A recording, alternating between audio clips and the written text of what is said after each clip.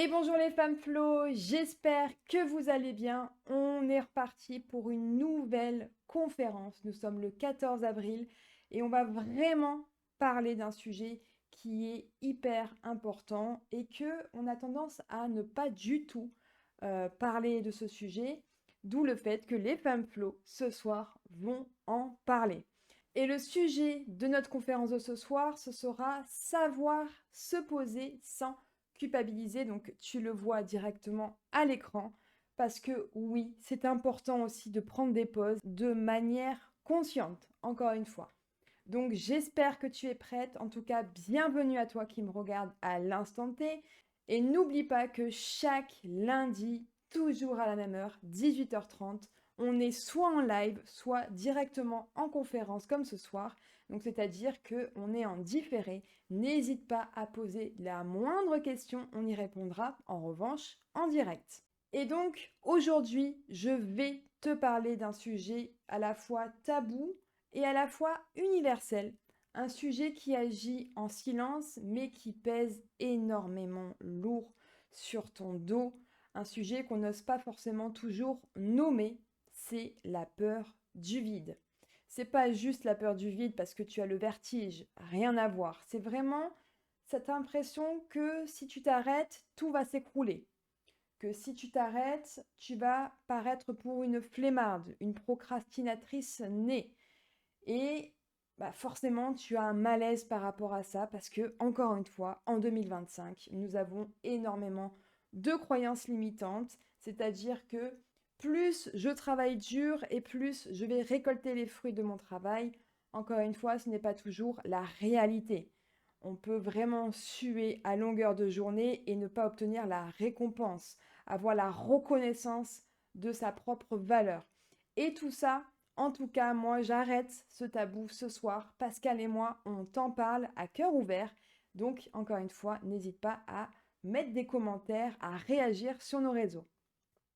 Cette angoisse à l'idée de ne rien faire, entre guillemets, même 10 minutes, c'est trop pour toi, tu n'y arrives pas, tu as l'impression de servir à rien, d'être nul, etc. Ça, je l'entends énormément en coaching, encore une fois. Et je vais te poser une question, si je peux me permettre. Et si ce n'était pas toi, au final, le problème, si vraiment c'était plutôt la manière dont on t'a conditionné à être toujours dans la production, toujours utile, toujours en mouvement, toujours aider l'autre. C'est une question. En tout cas ici, encore une fois, les femmes flots, on ne juge pas, on déconstruit, on avance, on reconnecte. Alors, en tout cas, en termes de brise-glace, pour celles qui me connaissent, j'aime bien avoir, voilà, poser des questions, te mettre vraiment dans l'ambiance de notre live. Imagine que quelqu'un t'offre maintenant 2 heures de temps rien que pour toi. Mais vraiment rien que pour toi, hein, pas pour tes enfants, pas pour ton mari, uniquement toi qui me regardes. Pas d'urgence, pas de téléphone, pas de liste de choses à faire. 2 heures de ton temps.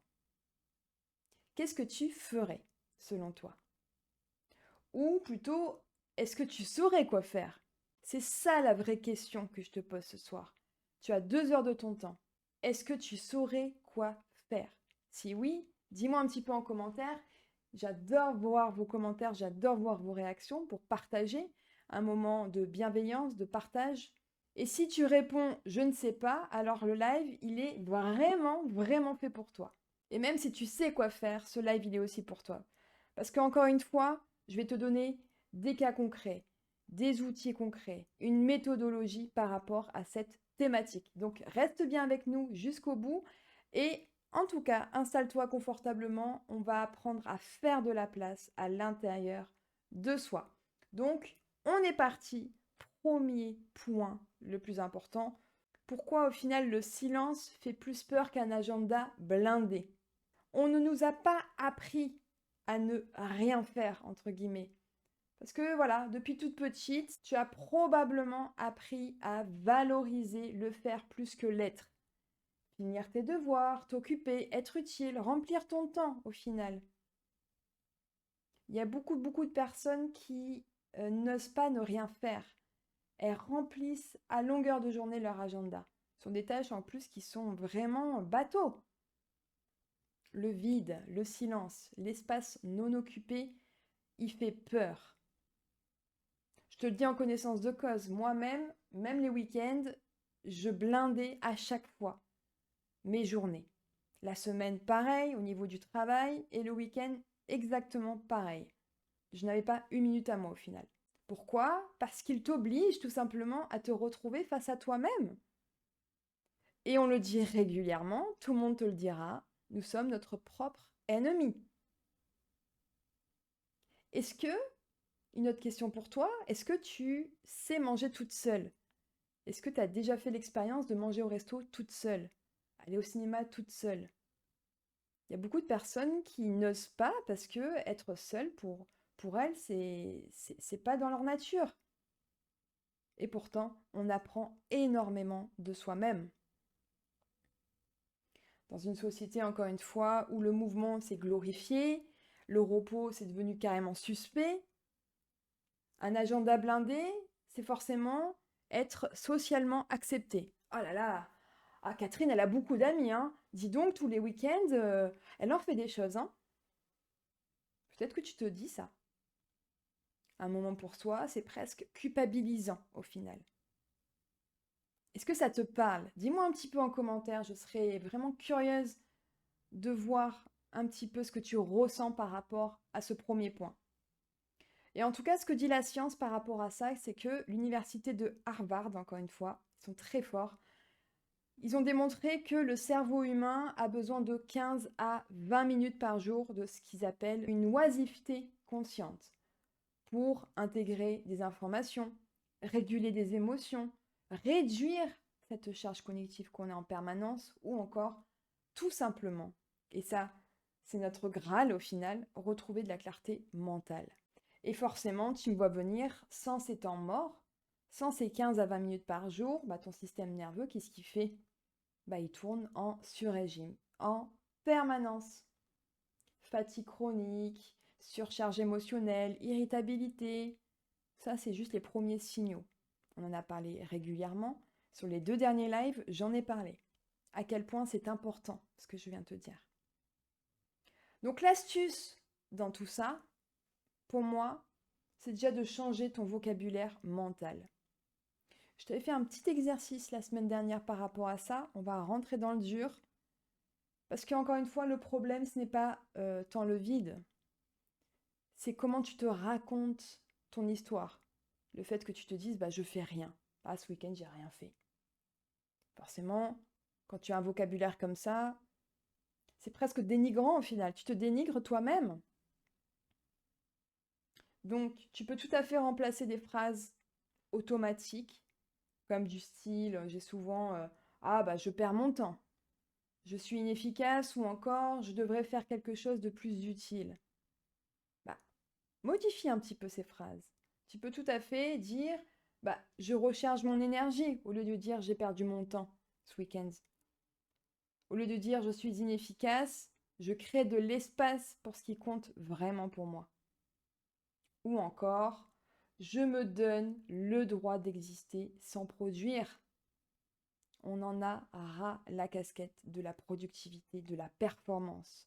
Et ça, je l'avais fait un coup de gueule récemment sur une publication, d'ailleurs sur LinkedIn, où voilà, on mise tout sur la performance, la qualité, etc.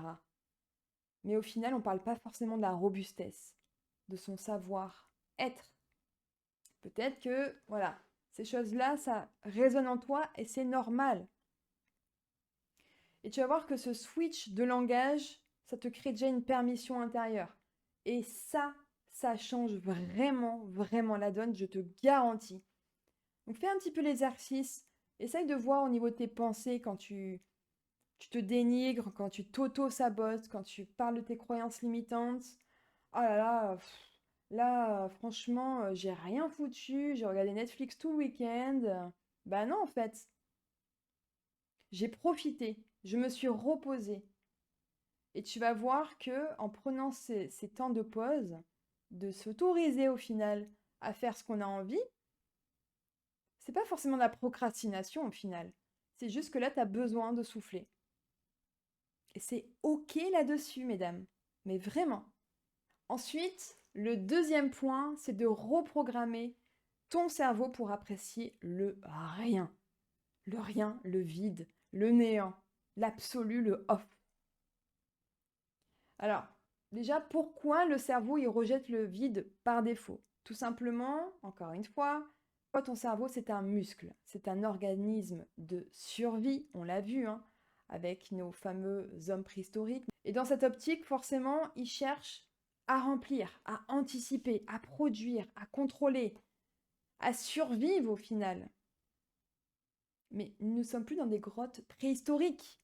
Nous ne sommes plus en danger de mort. On peut ralentir la cadence. On peut tout simplement arrêter d'anticiper la moindre chose. C'est OK en fait. C'est OK de prendre des vacances et sans rien prévoir. On te pose souvent la question, qu'est-ce que tu vas faire pendant les vacances? Ben, je sais pas en fait. Et on verra bien. On verra les jours qui arrivent. Et le rien dans ton cerveau, pour lui, c'est de l'inconnu. Le cerveau, il déteste l'inconnu. Potentiellement, du coup, quand c'est inconnu, c'est dangereux. Donc, alerte rouge. Une perte de contrôle. Oh là là, je vais pas pouvoir contrôler, comment vais-je faire? Catastrophe. Ou encore une absence de productivité, donc d'utilité, de valeur. Résultat, on le sait bien, tu as des pensées en boucle, tu recherches des tâches à accomplir, ou, et ça c'est le plus grave au final, tu as carrément une sensation de vide angoissante. Peut-être que ça te parle, dis-moi un petit peu en commentaire. Tu as activé vraiment ton mode panique à bord. Oh là là, il faut absolument que mon cerveau soit occupé. Ce fonctionnement, encore une fois, c'est pas une fatalité. Et je vais te dire, hein, par rapport à la science, encore une fois, il y a Marie-Hélène Imordino-Yang, un peu long comme nom, qui est neuropsychologue à l'Université de Californie, et elle a démontré par A plus B que l'inaction mentale, c'est-à-dire de rien faire, de rêvasser, de contempler aussi, ça on s'autorise même plus de contempler, ça active des zones cérébrales qui sont impliquées dans la régulation de tes émotions. Empathie, bien-être profond. Donc en d'autres termes, le cerveau, il a besoin de ces vides. Il faut reprogrammer ton cerveau.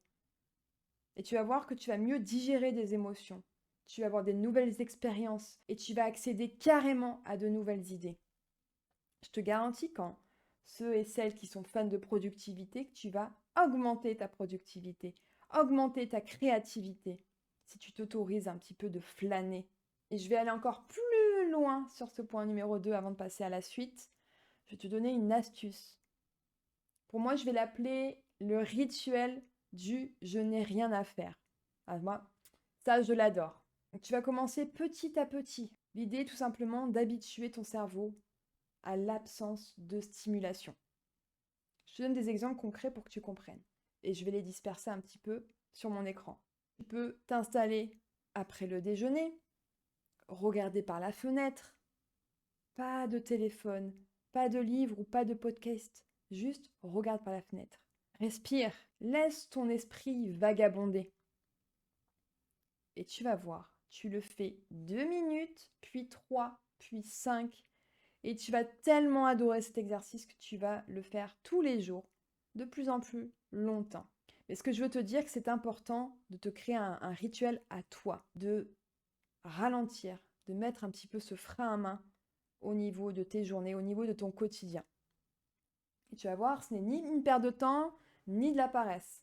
Et ça, je veux bien être claire là-dessus. Donc franchement, si tu joues le jeu, tu vas vraiment constater des améliorations. Le troisième et le dernier point, c'est d'intégrer des pauses sans culpabilité. Encore une fois, on en revient à cette fameuse culpabilité. Et oui, peut-être que tu n'as pas conscience, mais beaucoup de personnes culpabilisent le fait de prendre des pauses.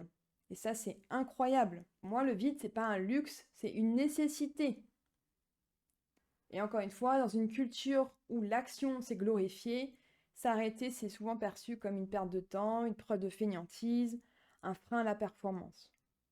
Et pourtant, encore une fois, les neurosciences, elles sont formelles par rapport à ça. Il y a même la psychologie du travail qui est intervenue par rapport à cette thématique. Les pauses, c'est vraiment le carburant de la performance qui est durable. Dans cette astuce concrète, c'est la pause qui est assumée. Tout simplement, tu te bloques dans ton agenda comme un rendez-vous professionnel qui est important. Et dans cet agenda, tu changes le nom de ton rendez-vous. Régénération émotionnelle, espace sacré, moment de centrage, recharge flow. Change de nom par rapport à tes rendez-vous obligatoires. Quand tu vas, je sais pas moi, à des rendez-vous importants, ou d'ailleurs tu traînes un peu la patte, et tu sais que ça va te faire du bien, mais voilà, tu te dis, bah, du coup, je perds du temps par rapport à mon propre boulot, par rapport à ce que je dois faire, à ma to-do list qui est interminable. Bloque-toi un rendez-vous et mets un nom qui a de l'importance pour toi, qui te fait vibrer. J'ai le sourire, je me dis, let's go, on y va. Je vais pouvoir me reposer, je vais pouvoir aller de l'avant. Et tu ne fuis pas le travail, tu entretiens ton système. Ok là-dessus? Ça, c'est vraiment une méthode faite maison. Et en tout cas, elle marche pour beaucoup d'entre vous. Donc voilà, si vous procrastinez un petit peu par rapport à mettre des rendez-vous, parce que voilà, vous dites, c'est ridicule de poser des rendez-vous pour moi-même. Non, ça marche. C'est comme ça qu'on se crée une habitude. On ne se force pas. C'est juste, voilà, je le fais. Je mets une récurrence sur ce rendez-vous-là. Et c'est un contrat avec moi-même. Je n'ai pas le droit d'y déroger. Ok? Et voilà que s'achève en tout cas notre conférence. Donc je vais vraiment conclure par le fait que tu n'as pas été programmé pour le vide. Encore une fois, notre cerveau reptilien nous fait des frayeurs en permanence. On t'a appris à être efficace, à faire plaisir autour de toi, à remplir, à cocher des cases. Mais tu peux désapprendre, tu peux réapprendre à respirer, réapprendre à tout simplement exister, à juste être toi. Et ça, c'est pas juste des belles paroles que je te balance, c'est véridique par rapport à tout ce qu'on entreprend avec Pascal. Chaque jour, on est de plus en plus nombreuses dans les femmes flow. Chaque jour, on en apprend davantage par rapport à nous-mêmes. Et en tout cas, ce que tu as appris ce soir, c'est que le vide, ce n'est pas ton ennemi. Il est vraiment un espace confortant au final. Il ne s'agit pas de tout lâcher, encore une fois, mais d'honorer des pauses qui sont complètement conscientes, qui te feront du bien. Ça a été en tout cas un plaisir, encore une fois, d'animer cette conférence. N'oublie pas, je te remets un petit peu le planning du mois d'avril, que nous avons encore beaucoup de choses à entreprendre ensemble. Donc, n'hésite pas à t'inscrire pour les prochains lives, pour les prochaines conférences. Il y aura vraiment des gros sujets à mettre sur la table. Et j'en profite très brièvement pour ceux et celles qui sont intéressés à voir un petit peu plus dans la thématique qui leur intéresse, à parler, à échanger sur vraiment leur quotidien, sur ce qu'ils vivent, sur des croyances peut-être qu'ils ont. N'hésitez pas à prendre votre rendez-vous. On offre actuellement un coaching d'1 heure directement avec le staff de l'équipe Flow. Donc, n'hésite pas à prendre ton créneau de bien-être. Tu repartiras concrètement avec un plan d'action qui te ressemble. Tu auras vraiment une oreille attentive pour écouter tes problématiques et surtout te donner des solutions concrètes. C'est encore une fois sans engagement. Et en tout cas, j'espère vraiment que tu auras apprécié cette conférence et je te laisse avec 2 formidables citations. Et le premier, c'est de Tina Han qui disait qu'il y a un grand pouvoir dans le calme. C'est là que la clarté naît. Et également de Sophie Marinopoulos, elle est psychologue clinicienne et elle est spécialisée dans la santé mentale, qui nous dit: faire une pause n'est pas perdre du temps, c'est en gagner pour demain. Je pense que ça clôture très bien notre thématique sur la peur du vide. N'hésite pas, encore une fois, si tu as des questions qui t'arrivent ou que tu es en différé par rapport à cette conférence, de mettre un petit commentaire, de nous écrire en message privé si tu le souhaites. Nous sommes disponibles sur tous les réseaux, Instagram, LinkedIn, Facebook. Donc voilà, si tu as une préférence pour un réseau, n'hésite vraiment pas. Ce sera avec plaisir d'échanger avec toi. Passe une magnifique fin de soirée, une magnifique semaine à toi et on se retrouve la semaine prochaine. Salut!